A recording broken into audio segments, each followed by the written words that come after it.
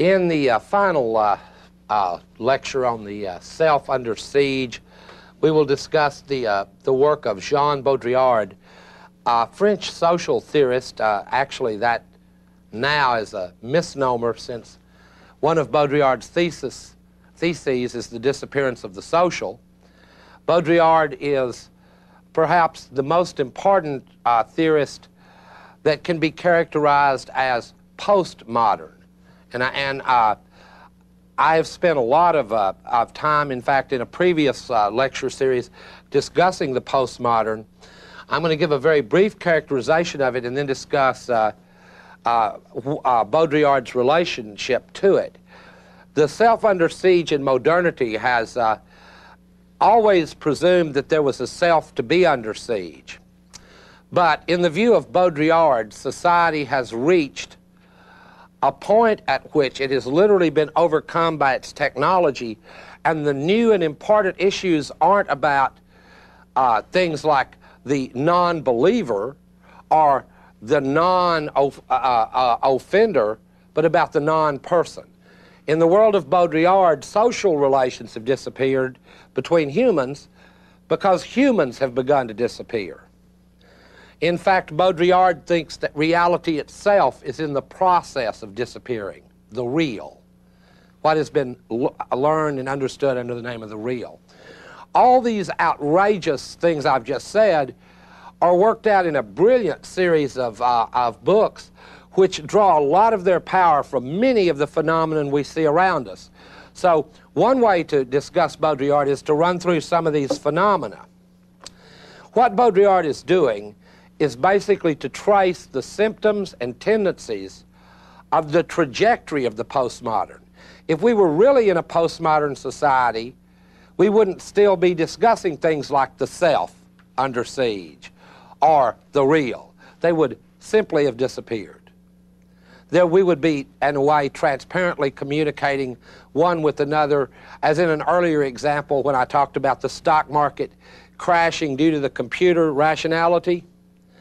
Well, if we had really reached the postmodern in its fullest sense, the way Baudrillard uses it, it would be the computers unplugging us and not the reverse. The postmodern is a blurring of the lines between human beings and machines, a blurring of the line between reality and image. It is a society, or I can't even really use that word anymore. It is a world, if you will, a grouping of the world in which reality is simply that which can be simulated, Xeroxed, copied. That is one of his first theses. It's a book called Simulations. It's a very interesting thesis.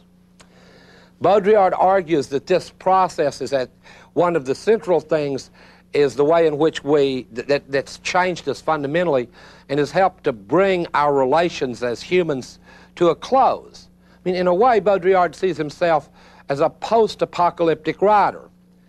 For Baudrillard, the apocalypse has already occurred. It wasn't religious or anything. It was not atomic bombs.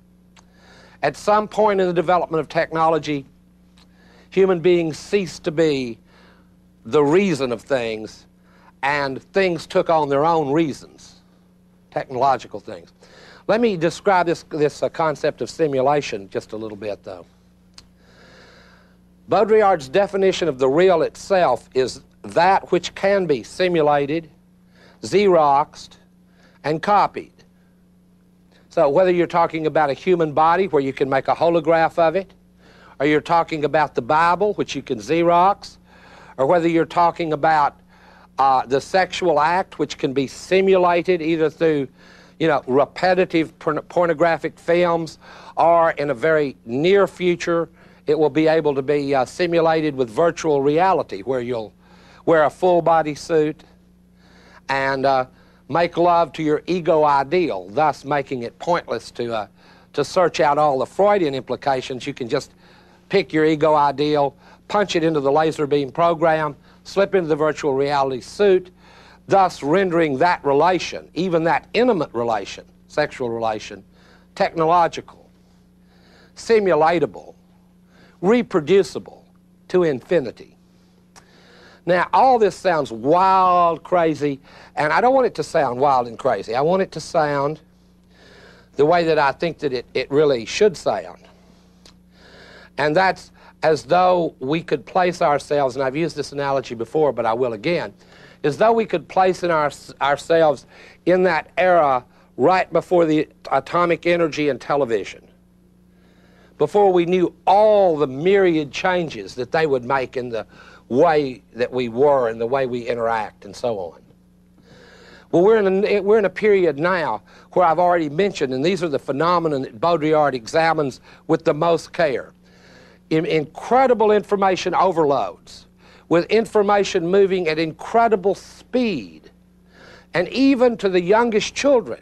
I talked about how children used to learn morality from their parents, and now I think that Super Mario Brothers, they spend much more time with Super Mario Brothers and are much more like emotionally involved with Nintendo than they are with their aunts, their uncles, their mothers, and their fathers. I asked one of my children, "Why are you yelling at a machine?" when he began to bang his Nintendo. And he looked at me as though I were a being from another world. And because of that, there is a postmodern trajectory. I am from another world. I'm still, as it were, caught in the modern. He's not. Why not be emotional with a machine? His peers are machine-like. We've already discussed that. I mean, in fact, what he sees on the Nintendo screen is his thrill of the day. That's the most active he's seen any simulated image that day. Now, simulation, this society didn't just come from nowhere, the society of simulations and of spectacles. Baudrillard actually builds his work on a foundation, again, that comes out of the Marxist tradition. Guy Debord wrote a book in the 60s called The Society of the Spectacle. And what it was about how when capitalism reached a certain level of accumulation, commodities began to detach themselves and become images. And citizens who formerly had played roles as political actors began to detach themselves from their own lives and become spectators. So, for example, you could say, well, instead of like going to a family reunion now, we'll just rent, you know, a Steve Martin Father of the Bride movie. It's just as good, and so on, and you meet the same kooky characters that you actually know. Their behavior is all simulatable. Another similar, and this is going to sound cynical, but I don't want it to. I mean, Baudrillard has visited our country, and when he went to Disneyland and Epcot Center and these various parks, he said, well, this is much better than Europe. The food's better than Europe. It's a short walk between France and Germany land. You know, you don't have to go through all those, deal with all those nasty waiters. Everyone's so polite. The simulation has outrun the so-called reality. That concept in Baudrillard he calls the hyper-real. Hyper-reality is more real than real. This is it actually sounds, if some of this sounds like advertising slogans, good, because in Baudrillard, the heritage of philosophy and social theory has passed over into advertising and television. So if it sounds superficial, good, because the theory, the world that he looks at has become superficial and banal. If it sounds hokey, like a salesman's pitch, good. The world he describes is the world of Jurassic Park, not of Dante. So that is all evidence on the side of Baudrillard if you follow the argument deep enough and with enough clarity. Okay, let me explain the hyperreality. This is an important concept in Baudrillard. In Baudrillard, we've already said reality is simply that which can be simulated. Can't be simulated, not real. But more real than real is a reality, and I guess I could give you, again, I hate to use these movie examples if you haven't seen the movies, but in A Clockwork Orange, there's a great line that anticipates the postmodern when the character played by Malcolm McDowell says, it's funny how blood isn't really blood until you video it on the screen, until you see it on a movie screen. In real life, it looks kind of brown and mucky. On the screen, it looks, like more real than real blood. And this sense of the sort of hyper-reality we get with cinema, we get with television and so on, is another phenomenon Baudrillard wants to examine. And I think that here we get, and I mean, I guess my politics are showing again, but here we get the phenomenon of Reagan, the hyper-real president, more real than real. I mean, he's better at being Harry Truman than Harry Truman. I mean, the distinction about what he is lost in the hyper-reality of his smile, which, like the Cheshire Cat's, just gleams across his face. And we get for the first time a phenomenon never known in polling, which is the phenomenon of not liking a person, but of liking a person. This is a sign you're dealing with the hyper-real. Let me go over that again. Reagan's popularity was popular. When you went through the various traits of Reagan and what Reagan stood for and his policies and so on, vast numbers of people disliked nearly all of them. What was popular was his popularity.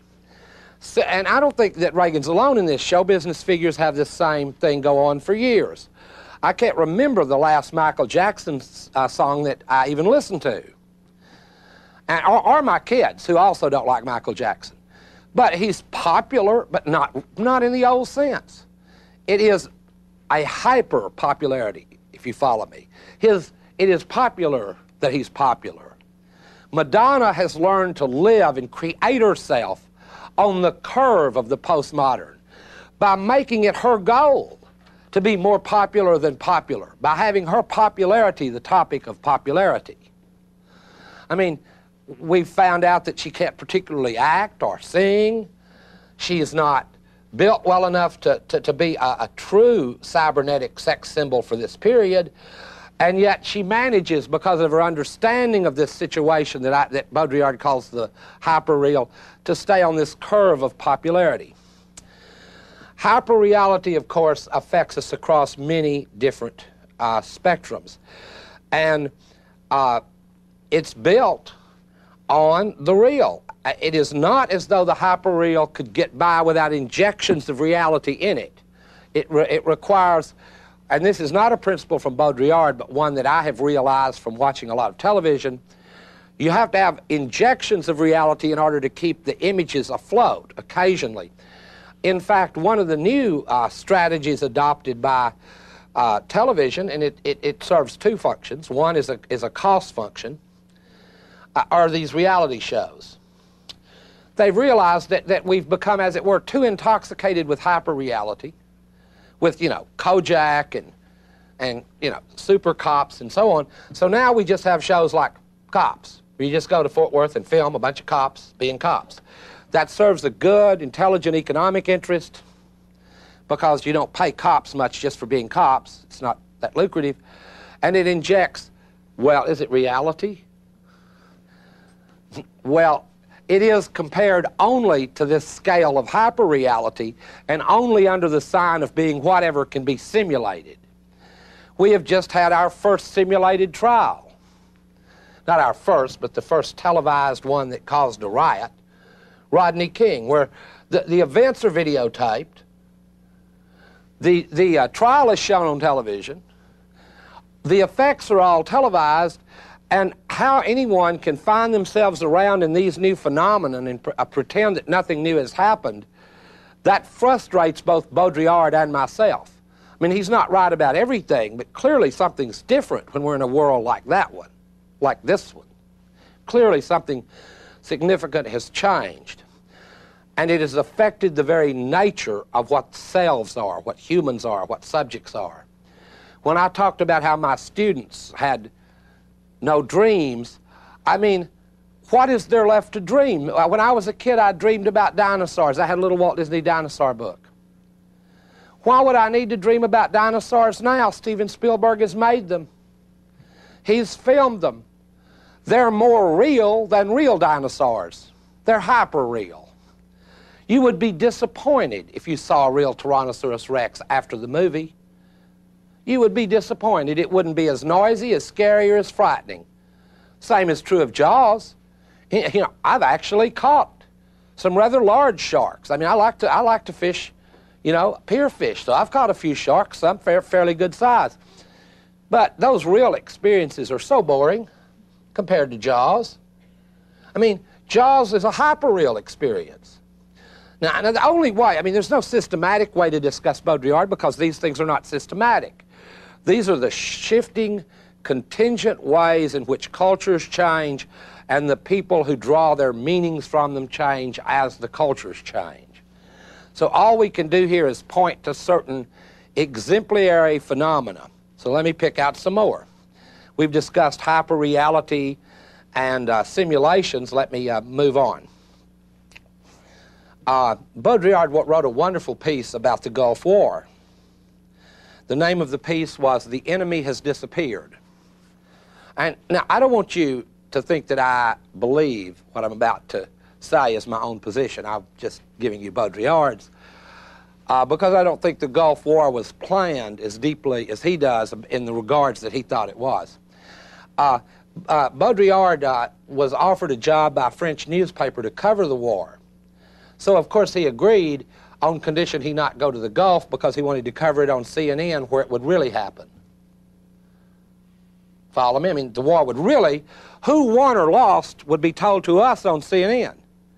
We won't know who won or lost anywhere else, so to cover the war in the sense of hyperreality, the way to cover it is sitting in one's flat in Paris on CNN. That's how he covered the war. His thesis runs as such. He took the Gulf War very seriously. Baudrillard states that war is real if anything is. I think that's a powerful quote. If anything is real, war is, you know? I mean, if we... It sounds pessimistic, but if there's something we could still attach reality and meaning to it, if it's not war, one would wonder what it was.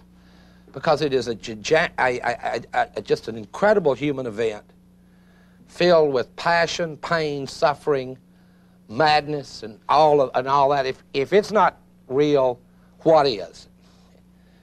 If anything at all would be, it would be war. According to Baudrillard's reading of the war, America, as for Baudrillard, the leading society culturally in the world, the one that leads the cultural trajectory of the world through television, movies, and so on, the war that we fought in the Gulf was not directed against the enemy. I mean, as it turned out, the enemy was left not much different than we found them. It was not directed against any enemy at all. The enemy disappeared in the show business. The war was directed against reality. The war was to show us that even war isn't real. The war was to kill the Vietnam syndrome, a war that we remember as real, as a real war. So the way to kill that memory, according to Baudrillard, is to fight a hyper-real war, complete with evening shots of shrapnel falling into Israel, which it turned out a lot of the shrapnel was from the Patriots that were fired up into the sky. I mean, the Scuds were, after all, bad Russian technology, which isn't good technology, and the technology that we had sold them wasn't our best. It's sort of, I mean, to the extent that there was some reality to the war, it was no more complex than the reason that the British won a battle in the 12th century because their bow and arrows would shoot further than the other guys so they could stand further back. Sort of the real part of the war may have been along those dimensions. But the hyper-real part was to watch the nightly Scud watch, the Scud explosions on TV. And it's hard to even evoke the feeling of togetherness the American people had in the glow of the television set, watching, and I mean even the names are straight out of Steven Spielberg. Patriot missiles, blowing up Scuds. I mean, the poetry of the hyper-real is something, I mean, Walt Disney wouldn't do something that hokey. Patriots versus Scuds. I mean, that's worse than Darth Vader or something. I mean, so the Patriots would blow up the Scuds. Of course, later we found out, according to the Israeli military, that there were only, what, 1 or 2 confirmed hits. CNN, of course, showed those over and over and over again to us, so that as we watched the war, since those hits could be simulated, the hyper-real feeling of continuing victory and success of our technology was reinforced daily, capped off by the moral equivalent of a sportscaster's comment at the end of a game every night when the military people would get out and roll out the scorecard for the day. Very much like we do after the Bulls and Phoenix play, and we come out and sort of like the U.S. is Michael Jordan, you know, and the other side is Barkley, and Michael scored 55, Patriot missile shots, and the other side 28, and we won, you know, against the third best team in the world, the third largest army. Well, by the end of the article, I was wondering, I was going, you know, that's just way too cynical even for me. I can't buy that argument. And then I began to think about what the war looked like on TV, and a comment then I just had to start trying to find people who had been in the war. And sure enough, I found someone in Durham who had been, you know, a lot of North Carolina people go to the war. I found a young pilot, and he said, it was very exciting. And then he went on to explain to me how the sights that they used in order to, you know, fire their smart bombs were just like the games in the arcade that he grew up with.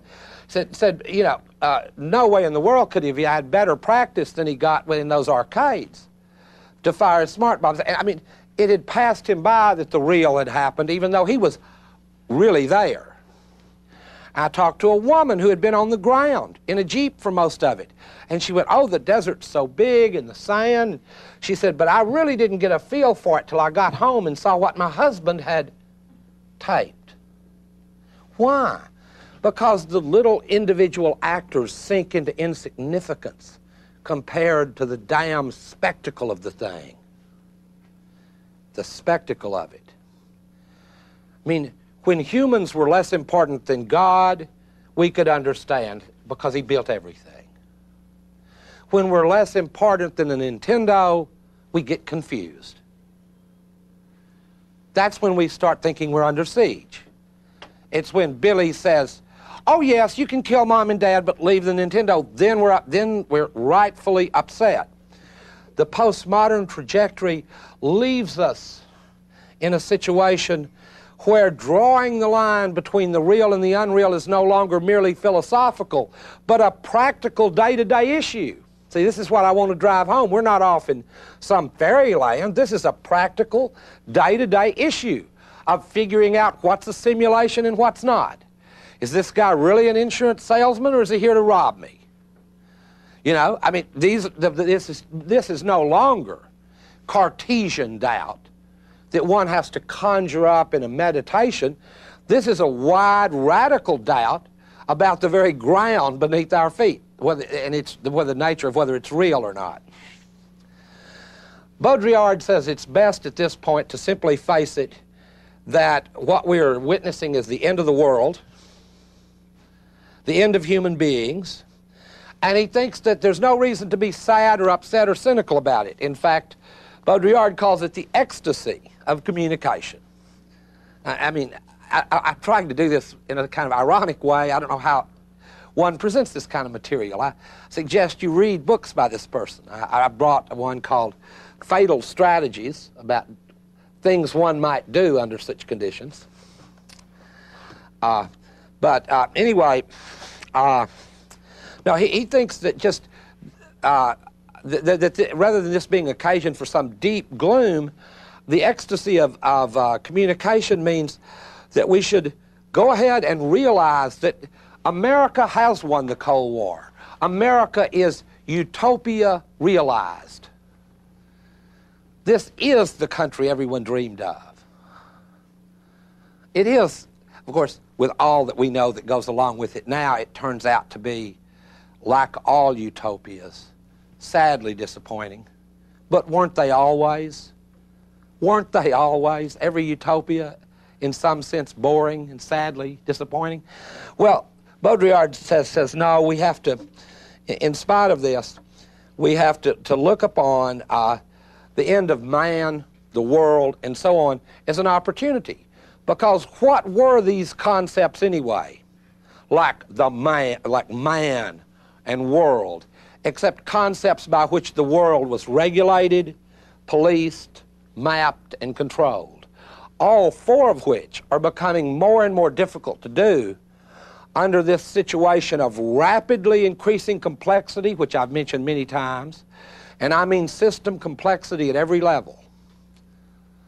Rapid increase in information technologies and invasions directly into the human body that interface it with machines. That goes all the way from plastic surgery to artificial hearts and implants, to virtual reality, where we'll be able to make a person who can't walk feel as though he can walk or she can walk. I mean, this is not a technology I dreamed up. They're trying now to develop cheap, marketable versions of this, as I speak here right now. So Baudrillard doesn't want us to go, oh, it's the end of the world, it's the apocalypse.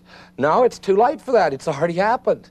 If you wanted to moan, it was sort of like the moaning curve is past now, and it's time to try to sort of readjust to the flows in some way.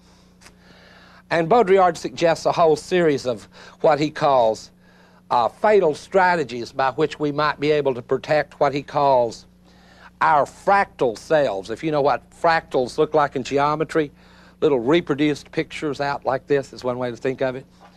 Our fractal selves, split, reproducible. We have life changes now, and they've become not changes in our life. For example, to show you the distance that we've traveled, not like Augustine's conversion to Christianity, when he hears, or thinks he hears the voice of God saying, "Tole, lege, take, read," and he reads the scripture and becomes a Christian, and then he's a new man. He's born again. No, that's over now. Now we change, all right. We change rapidly. We change, as I said, professions 6 or 7 or 8 times, and we change who and what we are the way we used to change our clothes and our fashion. I mean, there are kids now who get through college and they're 6 different people before their junior year. 2 months as a bohemian, 2 months as a pre-med student, 2 months as a preppy, 2 months as a poet, a month and a half as a journalist, a month and a half as an ecologist, a month, and all the requisite uniforms for it. None of it felt, none of it part of affect. A fad, a personality formed as a fad, as a fashion, as an ornament. I mean, this really doesn't overstate the case for me. Well, one of the sensations this produces is not the sensations of existentialism like dread, despair, and those, but it produces new sensations. Ecstasy is one of them. I mean, you go to see Jurassic Park or an Arnold Schwarzenegger movie for the ecstasy of communication. By that I mean for the pure neural thrill. Wow, a T-Rex, oh, a raptor, and it just runs through you, raptors, T-Rexes, or Arnold just beats up people that, you know, you view as bad or coded as bad by the society, and there's this visceral, ecstatic feel, like when you get your first fax. I mean, this is, in the old days, your first fax, if you will permit me a slight vulgarity, was when you lost your virginity. Now it still is, except now we mean faxing, you know, coming out like this, and it's, people tell little secret stories about it. When did you first fax? That's a different world. You know, if you're a fax virgin, you won't understand it. You haven't lived. Yeah, that's the common story. Faxing has replaced a lot of things. Just fax it to me. No, anyway, so ecstasy is one emotion that's produced by it. But don't think that it's the ecstasy of the sublime that Schiller talked about when one sees either a beautiful landscape or of the other feeling of the sublime that one might associate with standing before the Pietà or the David or something like that. It's not that kind of ecstasy. It's more visceral. It's more direct. It's more like the ecstasy that your children feel when they beat, you know, the worst monster at the highest level of the Link 2, you know, one of those new video games. And they beat the big monster, and there's just a visceral, neural thrill of ecstasy. What this may cause in some of the older generation like myself, I've already admitted that I'm still modern. I'm just trying to trace out the postmodern trajectory and look at it. I mean, my kids will have to live in more of it than I will ever see, so I'm trying to understand it and think about it as much as I can. And a sense you get is one that resembles Vertigo. How many of you have seen Vertigo, the great Alfred Hitchcock movie? You know, that sort of sickly sense that you're twisting above sort of abysmally too much of something. This seems to me a fine sort of mood characterization for the postmodern trajectory. A sense of vertigo before all this information. Well, if theses like the ones that I have just described that Baudrillard holds are true, but of course the word true will no longer apply, because we'll be in a setting in which you won't want the true, you'll want the truer than true. You won't even, the false won't even be a good enough lie for you. You'll want the lie better than a lie. I mean, the truer than true explanation. You won't just want Oliver Stone's film about JFK. You'll want the film about how Oliver Stone himself participated in the plot to cover up the real assassins by making the film JFK. So you want the truth about the truth about the truth and all the way down, interminably. Vertigo, that's the sense you get looking down that chain of bizarre stories. And I think that the way people deal with this is interesting. They deal with it as a form of complexity, a word I've used probably too many times. It makes them people caught in this cusp between an old world and an old paradigm that is dying and a new one that it cannot really yet be born. And we find ourselves in that space. And it draws us to people like Ross Perot who say, it's just that simple. It's just that simple. It's just that simple. That's the most powerful political rhetoric in a world with a postmodern trajectory. God, how we would love it if someone could tell us anything was just that simple. And then, of course, when you see a pie chart, you know, oh, a pie chart. I mean, it has more religious meaning now than a crucifix to see a pie chart. I mean, because why is that so popular? Because it reduces complexity. The complexity is very real, but his little sound bites, his little conversations with Larry King help to reduce that complexity, and they put another message in there. Now, I know it's real complicated, but we can fix it. Americans have always fixed it, and we can fix it. Well, if Baudrillard's right, we fixed it all right. We fixed it all the way up and down. And I mean, you know, we see other people engaging in this same sort of attempting to reduce complexity. I mean, the political parties, to the extent that they exist at all anymore as anything other than fundraising devices, which I don't know. I don't think they have any ideologies, because in a postmodern situation, who would have an ideology except just as a momentary thing? Like Your Week as a Communist by Susie St. Pierre at Duke. My Week is a Trotskyist. My Week is a Buddhist. My 2 weeks as a follower of the cult of Elvis. I mean, these are papers that you could legitimately expect people to write if they still read or wrote. Not many people still do either read or write much. But in any case, reduction of complexity. Let's look at the political parties for a moment. The Republicans, with their great traditions, have come up with the slogan of incredible sophistication. No more tax and spend. Now, any of you who can quack that one out could be a Republican. And I'm using that in the Orwellian sense of quack. You don't need to engage higher brain functions. All you have to do is say, don't take my money, and don't spend it. Well, except on me and my friends. But don't tax and spend. Now, it's not the Democrats are doing any better. I don't guess that's news. I mean, Clinton is now less popular than Castro. If Castro ran against Clinton, Clinton would lose by a few points. I mean, he wouldn't lose big, but he'd lose, you know, by a few points. I mean, especially in a three-person race with Clinton, Castro, Perot, and Gaddafi. I mean, I don't know who would win. In fact, given this postmodern world, any one of the four could emerge with the biggest 1/4, depending on how they ran the campaign. Probably it would depend on who could hire David Gergen. You know, I mean, if Fidel got to Gergen first, he might win the damn thing. We don't know. But the Democrats' response to this tax and spend is, no, we don't. Nah, nah, nah, nah, nah. Invest. This is political debate in a democracy. No, it's not. It's the simulation of politics. Ross Perot is not leading a movement. It is a simulation of a movement.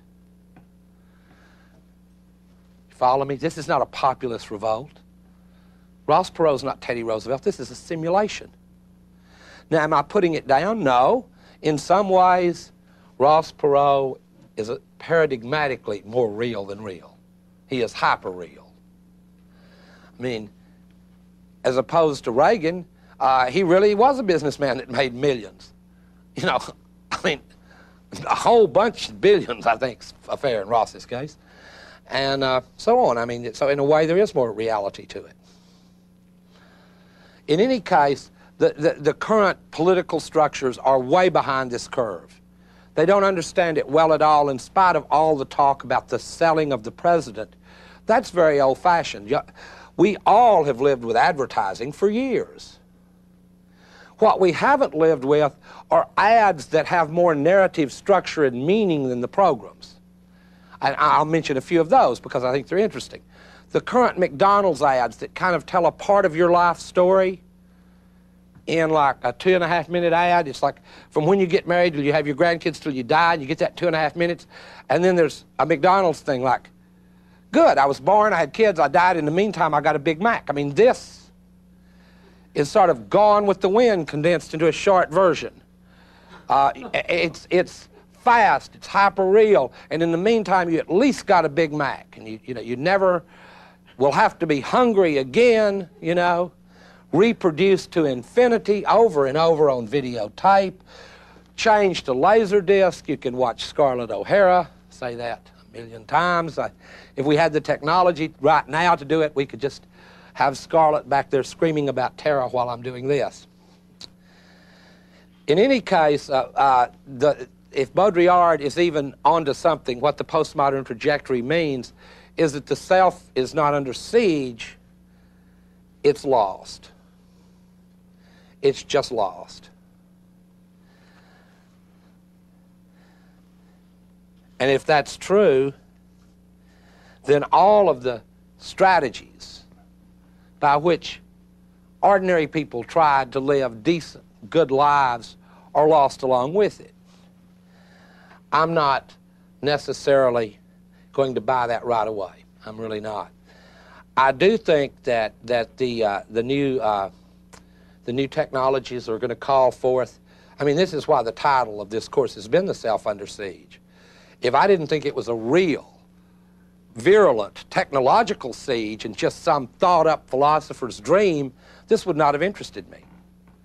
I mean, I have no interest in that. I mean, what I am interested in is what it's changing the lives of my children and your children and so on. What will shape culture, society, and what we used to call society, culture, and history. That's what I am interested in. If it is the end of the world, I want to know, so my kids and I can enjoy the apocalypse together. If America is utopia realized, then maybe I'll just settle back and go to Epcot Center and forget Switzerland. Just go on the Swiss ride. This may be what I'll do. I doubt it. I don't like it. The war zone, in other words, may not be, in defending the self, may not be any one of the classical ones, like the working class versus the ruling class, the slaves against the masters, oppressed women against a patriarchal society, blacks against whites. No, the struggle in the future may be to maintain the real against the unreal or the hyper-real or the irreal. the desire for experience, and this is, I'm trying to kind of be upbeat about the situation I think we're in. The desire for experience is also the experience for, is also a desire for a kind of experience. What I mean by that is this, that even in these rather, the rather hopeless picture I painted of the young, there remains something like a curiosity about what experience would be like if I could have one. And there is an absolute extremism everywhere about how far people will go to try to have a genuine experience. If I can still use the word genuine, you see, because again, the language has been polluted by this very movement that I've been describing. If say genuine, you'll think about a genuine beer, or genuine boots, or a genuine, cowboy hat or whatever. No, a genuine experience, an authentic experience, a real experience. The battle lines may be between anonymous forces that have been unleashed by a technology that grew out of capital, that will be controlled in the hands of not many people, perhaps not, we don't know, and people who still would like to have some experience. This wouldn't make them archaic old fuddy-duddies if they said, hey, look, honey, why not tonight, why don't we really make love, the two of us, instead of getting in our virtual reality sex machines? That may become a revolutionary move in the near future.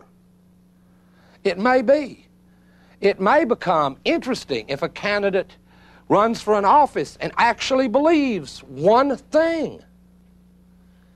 Well, that'd be an incredible new politics. Everybody in America wants a new politics. We'll go out and find somebody that believes one damn thing and run him for something. You'll have a new politics.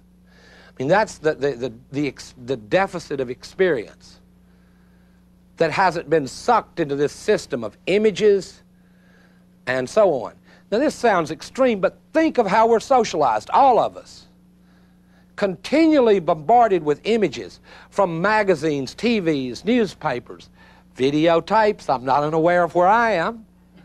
I'm in the circuit too now. If you want to, by the way, for a moment, follow Baudrillard's advice. He wrote a very cute book called Forget Baudrillard, which meant this stuff is not theoretical, it's happening all around you, so forget Baudrillard. He also wrote a book called Forget Foucault, where he talks about how it's the spectacle of the prison more than the prison that frightens us now.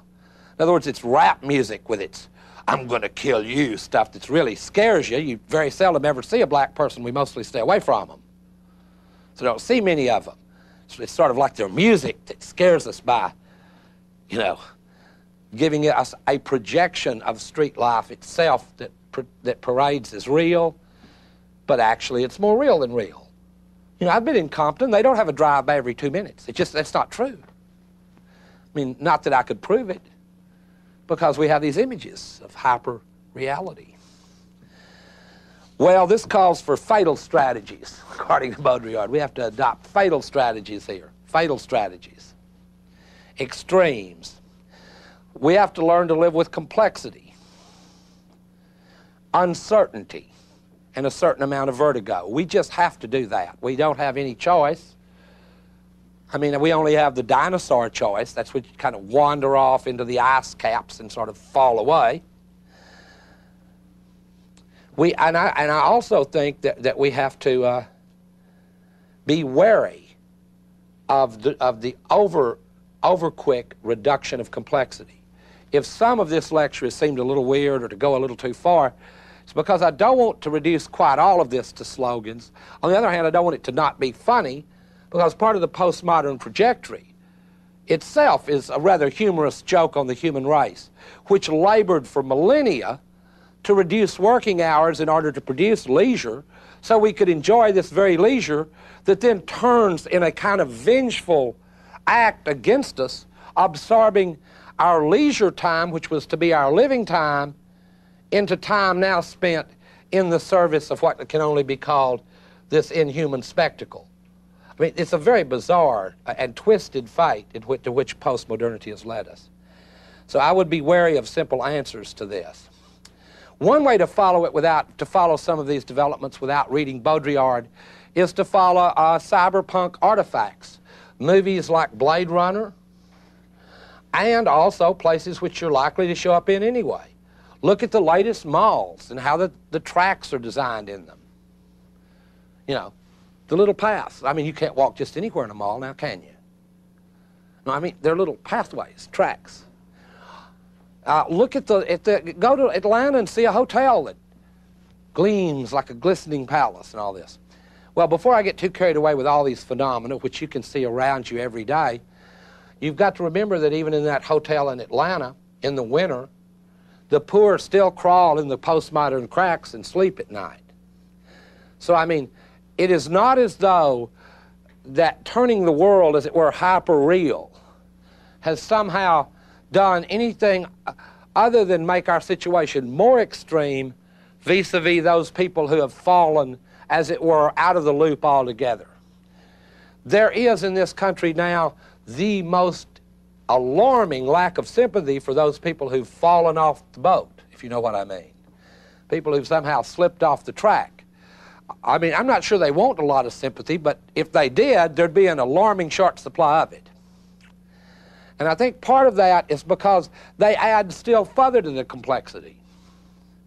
When I've talked about the postmodern in the way Baudrillard does as a trajectory, I see it as an emergent aspect of our culture. Our culture is still dominantly modernist, rationalized, capitalist, and so on. And to even make things more complex, thirdly, there are residual elements in our culture left over from earlier periods. For example, patriarchy, left over from a past as ancient, perhaps, as the species. Well, I don't know how much further we can go down this road, but in any case, the road, according to Baudrillard, is an endless set of what will it be fatal strategies, to use his new title. And all we can do is wait and see what will happen. If nothing does, in the sense of the real, Baudrillard will have a kind of confirmation. It's my hope that he will be disconfirmed on the simple grounds that wherever we find power, even the power of the hyper-real, we find counterpower. And where we see an image that reproduces us as inhuman, occasionally we see an image that somehow has the bizarre transcendent power to make us slightly more human again. But it's along that terrain, I think, that the battles and the struggles the self will fight with itself will be fought in the future.